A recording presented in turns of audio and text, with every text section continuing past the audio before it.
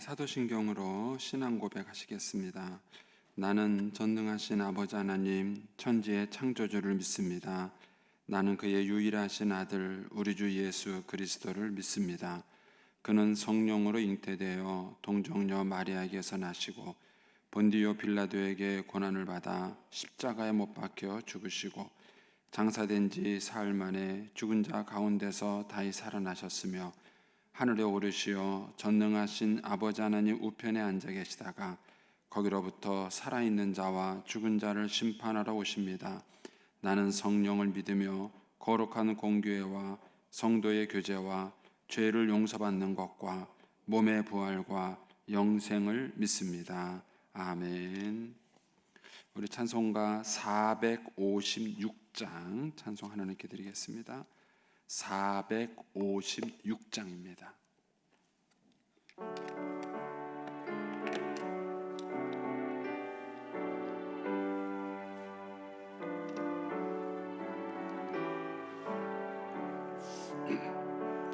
거친 세상에서 실패하거든 그 손못자국만 줘라.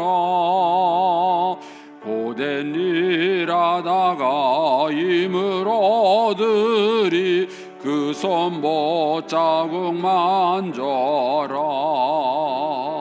그 손못자국만 줘라. 그 손못자국만 줘라. 주가 널 지키며 인도하시리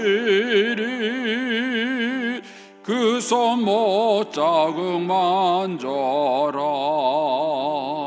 내가 어둠 속을 걸어갈 때에 그 손못자국만 줘라. 주가 참 평안을 내게 주시리 그 손못자국만 줘라. 그 손못자국만 줘라. 그 손못자국만 줘라. 주가 널 지키며 인도하시리 그 손못자국만 줘라. 내가 부활의 주 따라가려면 그 손못자국만 줘라. 내가 주 안에서 길이 살리라 그 손못자국만 줘라. 그 손못자국만 줘라. 그 손못자국만 줘라. 주가 널 지키며 인도하시리 그 손못자국만 줘라. 너의 죄악의 짐 무거울 때에 그 손못자국만 줘라. 마음 문 열고서 주를 모셔라 그 손못자국만 줘라. 그 손못자국만 줘라. 그 손못자국만 줘라. 주가 널 지키며 인도하시리 그 손못자국만 줘라. 아멘. 기도하겠습니다. 좋으신 아버지 하나님 은혜를 감사합니다.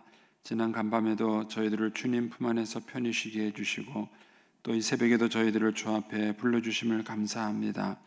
물을 떠난 고기가 살 수 없음과 같이 저희가 주의 은혜가 없이는 한순간도 살 수 없음을 고백합니다.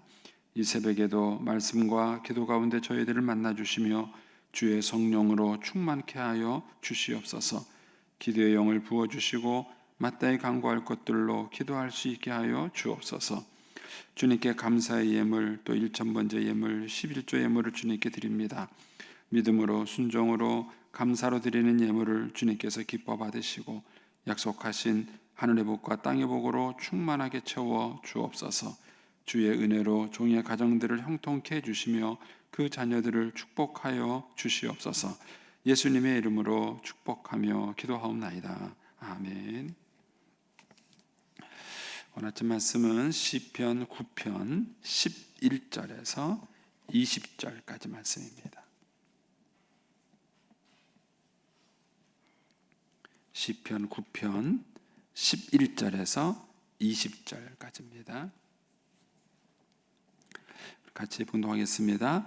너희는 시온에 계신 여호와를 찬송하며 그의 행사를 백성 중에 선포할지어다.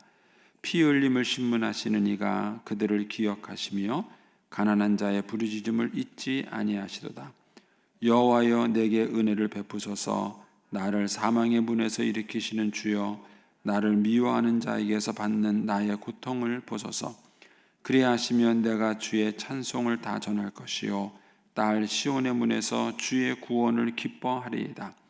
이방 나라들은 자기가 판 웅덩이에 빠지며 자기가 숨긴 그물에 자기 발이 걸렸도다. 여호와께서 자기를 알게 하사 심판을 행하셨으며 악인은 자기 손으로 행한 일에 스스로 얽매였도다.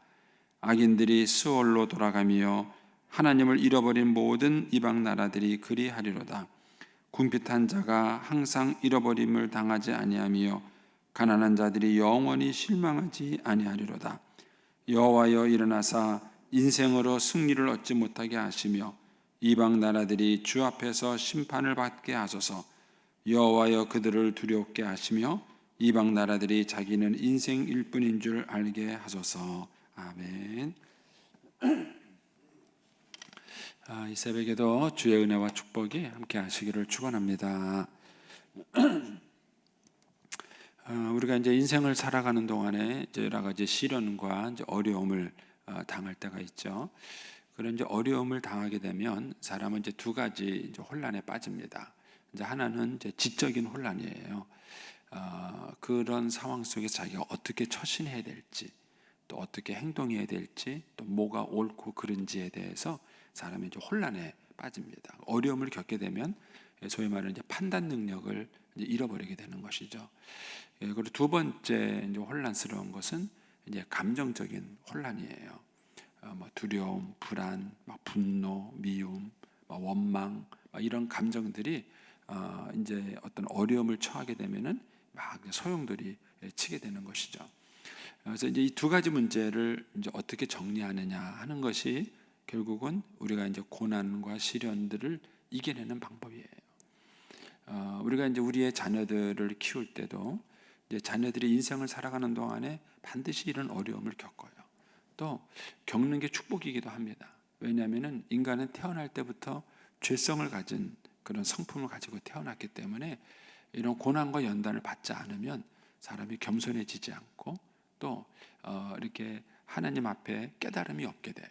그래서 어떤 면에서는 이 시련과 고난이 우리들로 하여금 마음을 겸손하게 하고 또 이제 하나님께 순종하게 하는 그런 유익한 점도 있습니다. 그래서 고난과 시련이 없는 사람은 아무도 없어요. 그러니까 문제는 이런 고난과 시련을 당했을 때 그걸 어떻게 우리가 잘 극복할 수 있겠느냐 하는 것입니다. 이렇게 그 부모 품 안에 있는 자녀들에게는 이제 그 자녀들에게 하나님을 가르쳐 주는 것이 이런 고난과 시련을 겪을 때 그들이 그걸 이길 수 있게 만드는 것이죠. 그러니까 하나님에 대해서 전혀 무지한 사람, 하나님을 잘 알지 못하고 또 평상시에 그런 하나님과 어떤 인격적 교제가 전혀 없는 사람은 고난과 시련을 당했을 때에는 사람밖에 보일 게 없어요. 환경밖에는 보일 게 없겠죠. 그런데 하나님을 알고 또 하나님과 인격적 교제를 갖고 있는 사람들은 그런 고난과 어려움을 당할 때에 하나님을 찾게 되고 하나님을 의지하게 되는 것이죠. 그래서 우리가 품 안에 있는 자식이 있을 때에는 그 자녀들에게 하나님 이야기를 자꾸 들려주는 거예요. 그게 이제 성경 이야기예요. 그 성경에 있는 이야기들은 우리가 쉽게 말하면 내가 태어나기 전에 있었던 인류 역사에 많은 사건들이 있었는데 그 사건들 중에서 하나님께서 선별해서 모아놓은 것이 성경에 있는 사건들이에요. 그래서 이 성경에 있는 사건과 그 이야기들을 가슴속에 많이 담고 있을수록 아이들이 풍성한 삶을 살아갑니다. 그러니까 작가들이 작품을 많이 잘 쓰려고 한다면요, 남의 작품을 많이 읽어야 된다 그래요. 남의 작품을 많이 읽어야 되고 또 여행을 많이 해서 그런 경험들을 많이 쌓아야 작가들이 작품을 쓸 때 굉장히 풍성하게 그 작품을 쓸 수 있다 그래요. 그런 것처럼 하나님의 이야기를 많이 우리 아이들이 가슴속에 담고 있을수록 여러 가지 많은 상황 속에서 그 이야기를 묵상하면서 아이들이 답을 찾게 되는 거예요.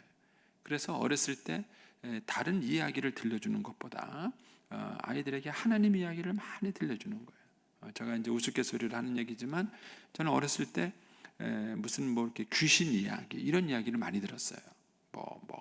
화장실에 가면 빨간 소녀, 파란 소녀 어쩌고 가다 보면 파란 구슬이 뒤따라오고 이런 이야기들을 많이 들었는데 그런 이야기들은 하등의 인생을 살 때 도움이 될 것들이 없는 거예요. 그것보다는 성경 이야기를 많이 들려주게 되면 아이들이 시련과 고난과 어려움이 다가올 때에 그 성경 이야기들, 그 성경 속에 있던 그 사건들이 아이들 속에서 살아나면서 그것이 도움이 되는 거죠. 그리고 이제 아이들이 이제 부모 품을 떠났을 때 그때 부모의 역할은요, 그냥 아이들의 삶의 동반자가 돼주는 거고 친구가 돼주는 겁니다. 부모 품을 떠난 아이들이 시련과 고난을 당했을 때 그때 부모가 해줄 수 있는 것은 이 두 가지예요. 지적인 혼란으로부터 판단력을 도와주는 거예요. 이랬을 때 어떻게 선택하고 판단할 것인가. 저도 이제 목회 중에 어려움을 겪을 때가 있었어요. 그러니까 기도도 안 나오더라고요. 어떻게 기도를 해야 될지 모르겠는 거예요. 어떻게 기도를 해야 될지 모르겠는 거예요. 그때 제가 이강천 목사님을 만난 것이 저한테는 큰 축복이었어요. 이강천 목사님이 이제 자신의 삶에 대한 간증도 들려주면서 이제 그분이 그 대표적으로 지은 시가 이제 그 보리필이에요. 아라리 연근은 보리 아래 금이 토막으로 허리 잘려 신음한다 해도 당신 숨결에 불려지는 노래라면 보리필이 되어줘오리, 보리필이 되어줘오리. 이게 보리필. 이강천 목사님이 한참 꿈을 키울 때 하나님이 건강을 탁 치셨어요. 그래서 그분이 너무 건강이 안 좋아서 목회를 정상적으로 할 수 없는 그런 상황이 벌어졌을 때 마치 보리가 탁 잘린 것 같은 그런 이제 어려움이 있었던 것이죠. 그때 하나님께 모든 걸 맡긴 거예요. 하나님, 내가 비록 보리는 맺지 못한다 할지라도 보리 피레가 돼서 누군가에게 위로가 될 수 있다면 그것으로 감사합니다. 그 시가 저한테 얼마나 위로가 되는지, 그동안 기도가 안 잡히던 그 소위 말하는 기도줄이 잡힌다 그러죠. 그러니까 어떻게 기도를 해야 될지 몰랐었는데 딱 소위 말하는 기도줄이 잡히는 거예요. 어떻게 내가 하나님께 기도해야 되겠다 하는. 그래서 부모가 그런 역할을 해주셔야 되는 거예요. 우리 아이들이 인생을 살아가면서 시련과 고난과 어려움을 당했을 때 그 아이에게 동반자가 돼주고 친구가 돼주고, 그래서 그 이야기를 들어주고, 그래서 그 아이들로 하여금 그런 어떤 혼란스러운 상황에서 판단력을 가질 수 있도록 도와주는 거죠.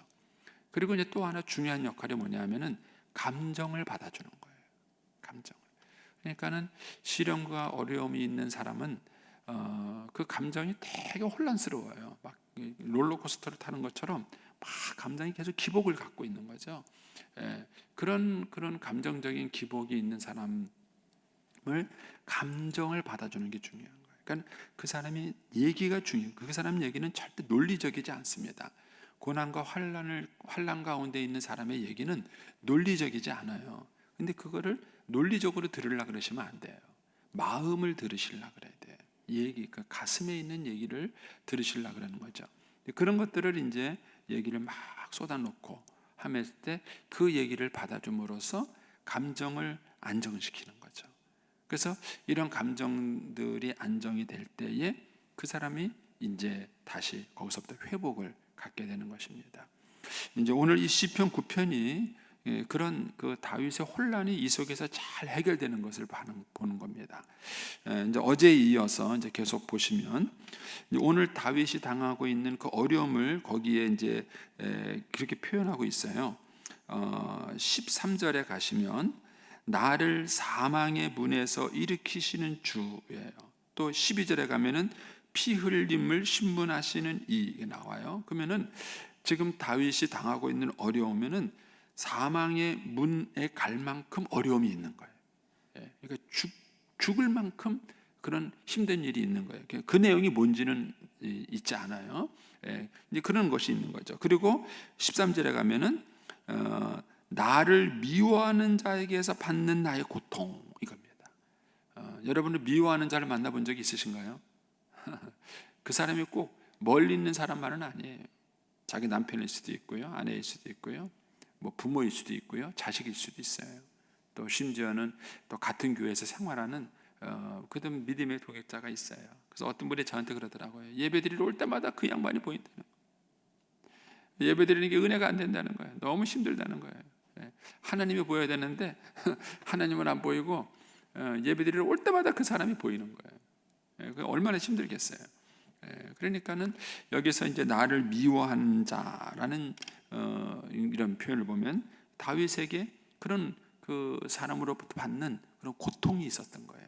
그리고 그 고통이 나를 사망의 문에서 일으킨다라는 이 표현들을 보면은 뭐예요? 자기가 그 죽을 것 같은 그런 어떤 그 고통 때문에 죽을 것 같은 그런 아픔과 어려움이 지금 이 다윗에게 있는 것이죠. 거기 보면은 이제 15절에 가면 이방 나라들은 자기가 판 웅덩이 또 자기가 숨긴 그물 이런 표현들을 보면 그 원수들이 그러니까 다윗을 미워하는 그 사람이 다윗을 죽이려고 웅덩이도 파고 그물도 치고 그렇게 한 거예요. 그런 이제 억울한 일들을 다윗이 계속 당하고 있는 것이죠. 그러니까 이런 어떤 그 힘듦, 어려움, 이런 그 고통 이런 것들이 있을 때에 다윗이 어떻게 그것을 잘 극복했을까 하는 것이죠. 그리고 그것을 잘 극복했을 뿐만 아니라 천년 모범이 될 만한 그런 모범적 삶을 다윗이 사는 거예요. 그러니까는 더 훌륭한 거죠. 그런 어려움을 이겨내고 살아내는 것만 해도 훌륭한데 그것을 잘 이겨냈을 뿐만 아니라 다른 사람들에게 모범이 되는 본이 되는 그런 삶을 사는 것이죠. 이제 그런 면에서 이제 이 다윗이 정말 우리의 관심을 갖는 것입니다. 그러면 어떻게 다윗이 그런 이제 이런 시련과 고난과 어려움들을 그가 이겨낼 수 있었는가 하는 것이죠. 이제 첫째는 하나님이 어떤 분인지를 아는 거예요. 하나님이 어떤 분인지. 자, 이 시편 속에 표현된 하나님 보세요. 11절에 가시면 너희는 시온에 계신 여호와. 그러니까 시온이라는 것은 뭐죠? 우리가 하나님의 성전이 있는 상징적 장소죠. 그런데 거기에 계신 하나님이라는 얘기는 이제 어렸을 때부터 배웠던 하나님을 말하는 거예요. 그 시온에 계신 하나님. 그 다음에 12절에 가면은 피 흘림을 신문하시는 이 하나님은 어떤 하나님이냐? 공의롭지 못하게 행동한 것에 대해서 신문하시고 판단하시고 재판하시는 하나님이시다 이런 것이죠. 그 다음에 13절에 가면은 뭐죠? 나를 사망의 문에서 일으키시는 주. 나를 사망의 문에서 일으키시는 주. 그러니까 하나님은 어떤 하나님이냐? 나를 사랑하시고 나를 어려운 가운데서 건져내시고 구원해 주시는 그런 하나님이시다. 이런 고백이 있죠. 그 다음에 그 하나님에 대한 이런 그 지식을 가지고 그 다윗이 하나님께 기도하는 거예요. 그래서 기도할 때 다윗이 그 자기의 감정과 이런 것들을 다 쏟아놓는 것이죠. 자, 거기 보면 이제 13절에 가서 보시면 여호와여 내게 은혜를 베푸소서 나를 사망의 문에서 일으키시는 주여 나를 미워하는 자에게서 받는 나의 고통을 보소서 이렇게 말하면서 자기의 마음을 하나님께 쏟아놓는 거예요. 그 고통과 어려움을 하나님께 막 아뢰죠. 그러면서 다윗의 이제 기도문이 거기에 몇 가지가 나옵니다. 보면은 이제 그 13절에 여호와여 내게 은혜를 베푸소서 13절 끝부분에 나의 고통을 보소서 그 다음에 19절에 가시면 여호와여 일어나사 인생으로 승리를 얻지 못하게 하시며 이방 나라들이 주의 심판을 받게 하시고 여호와여 그들을 두렵게 하시고 이방 나라들이 자기는 인생뿐인 줄, 아무것도 아닌 것인 줄 알게 하십시오. 그러면서 자신의 감정과 이런 것들을 하나님 앞에 막 쏟아놓게 되는 거예요. 그래서 여러분들이 기도하실 때에 하나님 앞에서 소위 말하는 감성 타치, 하나님이 마음을 만져주시는 경험을 하셔야 되는 거예요. 마음을 만져주시는 거예요. 특히 이제 우리 남자분들이 이제 이런 분들이 이런 부분이 참 약하세요. 왜냐면 천성적으로 남자들은 논리적이고, 또 대화를 할 때 보면은 남성들은 감성적 대화보다는 지성적 대화를 훨씬 더 많이 해요. 그런 특성 때문에 기도도 그렇게 할 때가 많아요. 기도도 감성적 기도보다는요, 이렇게 지성적 기도를 하고 논리적 기도를 할 때가 많아요. 그러다 보니까 남성분들은 기도하고 난 다음에 감성 타치를 못 받아요. 감성 타치. 그러니까는 부드럽지 못하신 거예요. 마음의 여유가 없으신 거예요. 그래서 하나님으로부터 감성을 타치받는 은혜의 경험이 있으셔야 돼요. 그래서 우리 남자분들이 좀 많이 울었으면 좋겠어요. 많이 울었으면 좋겠어요. 잘 안 우시죠? 어렸을 때부터 울지 마라! 남녀가 돼가지고 말이야. 고추도 안 준다. 울지 마라! 뭐 이런 교육을 하도 받아서 그런가. 근데 여러분, 그래서 하나님으로부터 내 감정의 만짐을 경험하는 거예요. 그리고 이 감성 타치를 경험을 해야 그 다음에 뭐죠? 우리가 다른 사람의 감성도 만져줄 수 있어요. 다른 사람들의 감성을 만져줄 수 있고, 그 감성을 위로해 줄 수 있는 것입니다. 그래서 하나님 앞에 마음을 쏟아놓는, 이런 감정을 쏟아놓고 그 하나님으로부터 감성의 그 만짐을 경험하는 그 축복이 굉장히 큰 은혜가 돼요. 그래서 이 다윗이 이 전쟁에서 그렇게 싸우는 군인 아닙니까? 그런데 그가 시인이에요. 이 두 가지는 이게 같이 어울릴 수 없는 구조예요. 전쟁터에 나가서 막 사람을 죽이고 싸우는 용맹스러운 군인이 이런 시적인 그런 언어를 갖고 있다. 거기다가 또 다윗은 찬양을 잘했잖아요. 얼마나 찬양을 잘했으면은 사울 왕이 귀신 들려가지고 막 혼란스러울 때 다윗이 찬양을 부르면은 그게 가라앉을 정도였어요. 그러니까는 다윗은 시인이면서 이 찬양을 잘하는 음악가, 예술가였어요. 그런데 한쪽으로 뭐예요? 군인이에요, 군인. 많은 병사들을 거느리고 막 싸우는 그런 군인이에요. 이 두 가지 이미지는 완전히 반대되는 이미지인데도 다윗 안에 있었던 거예요. 그러니까 이것이 다윗을 훌륭한 리더로 만드는 굉장히 중요한 탁월성을 갖게 만든 것이죠. 그래서 우리 남성분들이 하나님 앞에 마음을 쏟아놓고 감성을 쏟아놓고, 그리고 그 감성을 하나님께서 만져주는 그런 경험과 은혜의 경험들이 있어야 돼요. 그럴 때 우리가 자녀들의 마음을 들을 수 있어요. 자녀들의 마음, 그리고 자녀들의 마음을 만져줄 수 있어요. 제가 어제 말씀을 드렸던 것처럼 하나님은 중심을 보세요. 그런데 우리 부모님들은 자녀들을 외모로만 봐요. 그래서 건강을 챙겨주고 외모에 신경을 쓰고, 여기에 대해서 막 그 부모들이 고심을 하면서 자녀의 중심에 뭐가 있는지를 모르는 거예요. 그래서 그 마음 속에 뭐가 있는지를, 그러니까는 그 마음을 보는 눈이 갖고 있지 못하는 것이죠. 이제 그러려니까 우리 그 남성분들도 이런 어떤 하나님 앞에 마음을 쏟아놓고 그 마음의 만짐을 경험하고 감성 타치를 경험해야 우리가 자녀들하고 대화를 할 때에도 감성을 들어줄 수 있어요. 마음을 들어주고 감성을 만져주고 그 감성을 보듬어 줄 수 있는 경험이죠. 다윗은 하나님 앞에 이제 이런 기도를 하는 것입니다. 그러면서 이제 그가 이제 하나님께 12절 그런 얘기를 하죠. 피 흘림을 신문하시는 이가 그들을 기억하시며, 그들이 누굽니까? 힘들고 어렵고 가난하고 그 다음에 억울한 일을 경험하는 사람들이에요. 그들을 하나님께서 뭐 하신다? 기억하신다는 거예요. 그러면서 가난한 자의 부르짖음을 뭐 한다? 잊지 않으신다, 이런 얘기를 하죠. 18절에 가시면 그런 얘기를 하죠.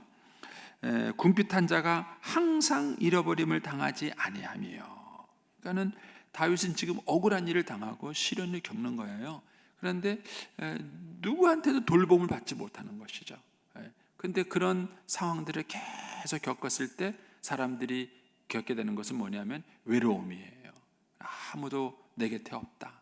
이러다가 내 인생 망하는 거 아닌가? 난 여기서 끝나는 거 아닌가? 이런 어떤 끊임없는 그런 두려움이 몰려오는 것이죠. 그런데 그때 아니다. 하나님께서 살아계시고 그 하나님이 내 마음을 아시고 그 하나님께서 나를 돌보신다라는 그런 믿음이에요. 그래서 이제 18절에 보면은 궁핍한 자가 항상 잊어버림을 당하지 않고 가난한 자들이 영원히 실망하지 아니한다. 그러니까 지금은 그렇게 보일지 모르겠지만 그러나 하나님께서 하나님의 때가 되면 하나님이 이 모든 것들을 회복시키는 은혜가 있을 거라는 것이죠. 이런 것들이 다윗으로 하여금 계속 소망을 붙들게 만들고 용기를 갖게 만들고 그 어려운 그런 시련들을 잘 극복해낸 것입니다. 그리고 극복하고 난 다음에 그 마음에 상처가 없는 거예요. 상처가 없는 거예요. 저희 어머님은 지금 이렇게 보면은 참 존경스러우세요. 그 어려움을 여자 몸을 가지고 다 견뎌내신 거예요. 다 견뎌내시고 이겨내시고 잘 살아내신 거예요. 저는 저희 어머님이 자살하지 않은 게 너무 감사해요. 보면은 자살할 만한 일들이 많이 있으셨어요. 근데 그거 안 하시고 잘 견뎌내신 것 감사해요. 근데 하나 아쉬운 게 뭐냐면은 그 어려움을 잘 견뎌냈는데 상처가 너무 많아. 상처가 너무 많으니까 그 상처를 가지고 자녀를 대하고 다른 사람들을 대하는 거예요. 그래서 저와 여러분이 고난을 잘 견뎌낼 수 있는 그런 힘과 능력도 필요하고 또 그런 고난을 잘 견뎌내고 난 다음에 상처가 없어야 돼요. 그 인격이 아주 건강한 그런 인격을 가져야 됩니다. 그래야 좋은 리더가 되고 세상에 영향력을 미칠 수 있는 것입니다. 우리의 자녀들이 어렸을 때부터 하나님을 잘 알고 이 능력을 키울 수 있게 되길 바랍니다. 그래서 자녀들이 시련과 어려움 가운데 있을 때 그 아이들이 하나님을 의지해서 그걸 잘 이겨낼 뿐만 아니라 상처가 없이 건강한 인격으로 살아내는 그런 자녀들로 우리 부모들이 잘 양육할 수 있게 되길 바랍니다. 기도하겠습니다. 오늘은 11자입니다.